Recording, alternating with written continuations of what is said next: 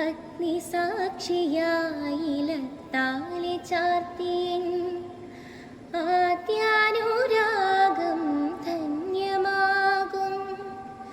മന്ത്രകോടിയിൽ ഞാൻ മൂടി നിൽക്കവേ ആദ്യാവിനാശം സഫലമാകും.